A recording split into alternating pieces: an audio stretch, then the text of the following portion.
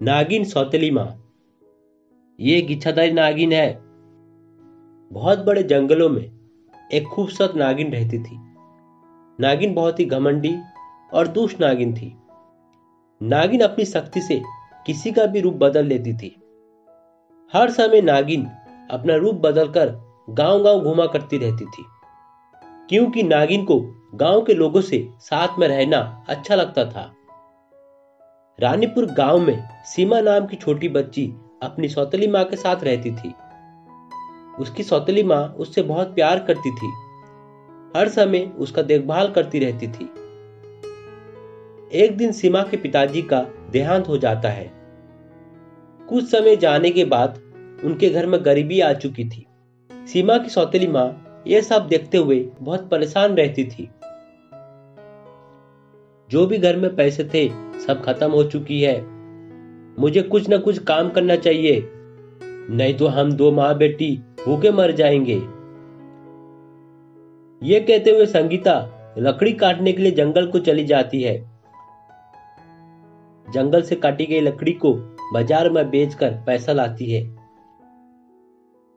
जिसके बाद संगीता बहुत खुश हो जाती है। अब मुझे डरने की कोई जरूरत नहीं है, मैं अपने बेटी को खुश रख सकती हूँ।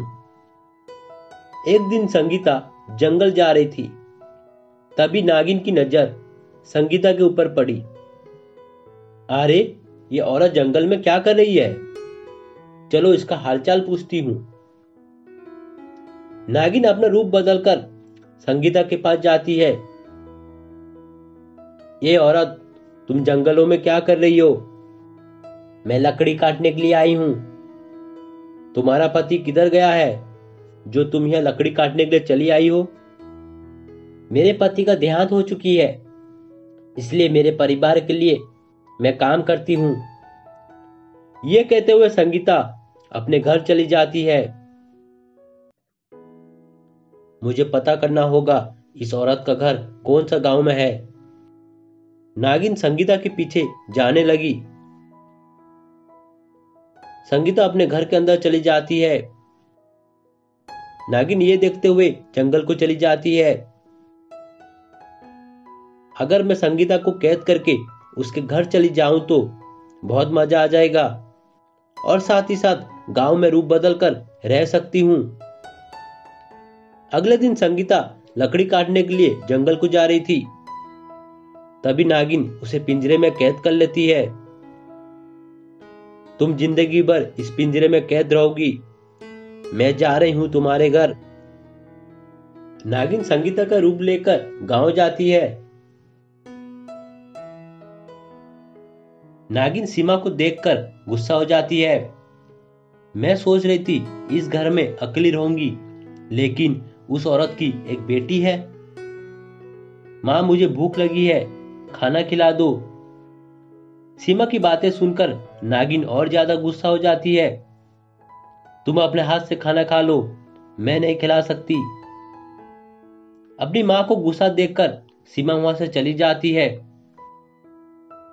सुबह होते ही सीमा खेलने जा रही थी, तभी नागिन वहां आ जाती है। तुम किधर जा रही हो? माँ, मैं खेलने जा रही थी। तुम खेलने जाओगी तो घर का काम कौन करेगा? नागिन सीमा को बहुत डांटती रहती है। तभी उस रास्ते से सपेरा जा रहा था।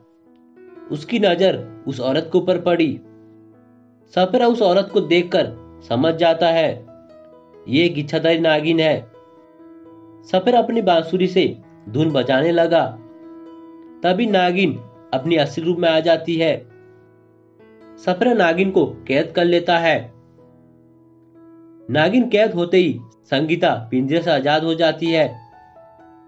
सपेरा नागिन को लेकर वहां से चला जाता है। संगीता अपनी बेटी के साथ खुशी खुशी घर में रहने लगी।